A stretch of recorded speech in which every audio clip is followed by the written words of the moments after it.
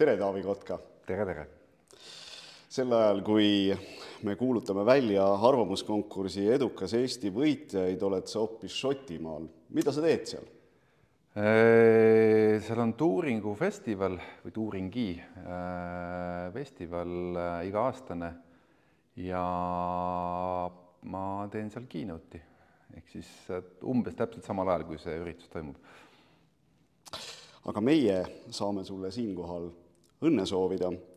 Taavi Kotka žürii otsusega oled valitud arvamuskonkursi edukas Eesti 13. hooaja võitjaks. Sulle kuulub peaauhind 10 000 eurot. Palju õnne! Aitäh! Jah, see on muidugi suur tunnustus. Seda üllatusmomenti me natukene püüdsime ka. Aga miks sa selle loo kirjutasid? Sa oled ise olnud kõrges riigiametis. Miks on sellist stiimulit ametnikele vaja? Miks ametkond lihtsalt ei tee oma tööd ja ei tekita endale selliseid momente nagu aruandlus 3.0? Ametkond teeb tööd, aga ametkond mõnes mõttes on ka nagu tuulelipp, et kuidas me poliitikat kujundada tahame, vastavalt sellele nad liigutavad ja jooksevad.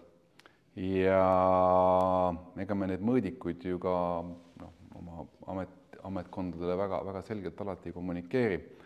Aga ma läheks ühe sammu võrra tagasi, et ma ikkagi olen kokkuvõttes ju erasektorist pärit ja näinud just erinevates organisatsioonides, kuidas ehitatakse üles motivatsioon.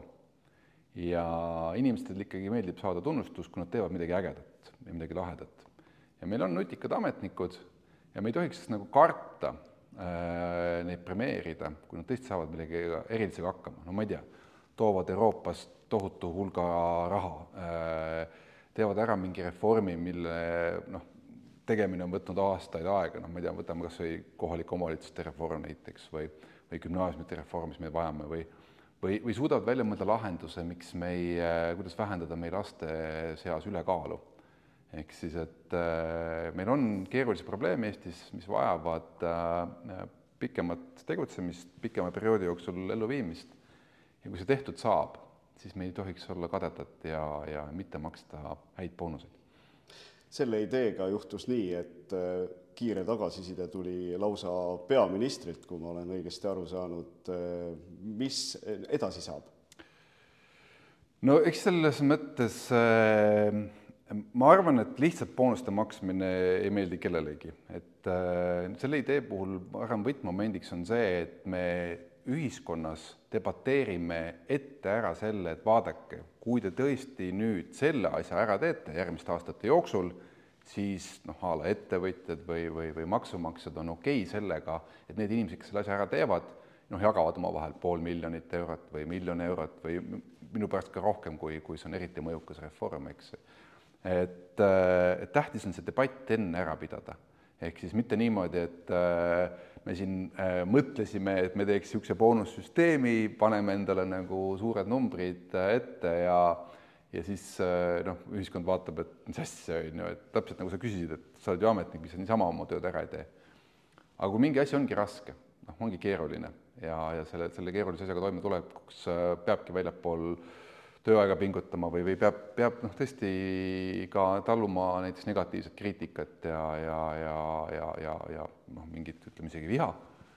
Et siis selle nimel, kui see tehtud saab, maksame. Sa said mõni minut tagasi teada, et 10 000 eurot peaauhind kuulub sulle, kuhu selle raha investeerid? Ma ei investeeri seda, et mul oleks hea meel, kui ma saaksin selle annetada ikkagi oma koolile. Ehk siis meil on tüdrukute kool.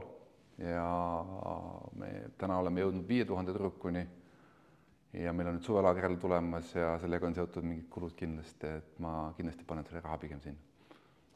Taavi Kotka, veel kord palju õnne! Suur aitäh!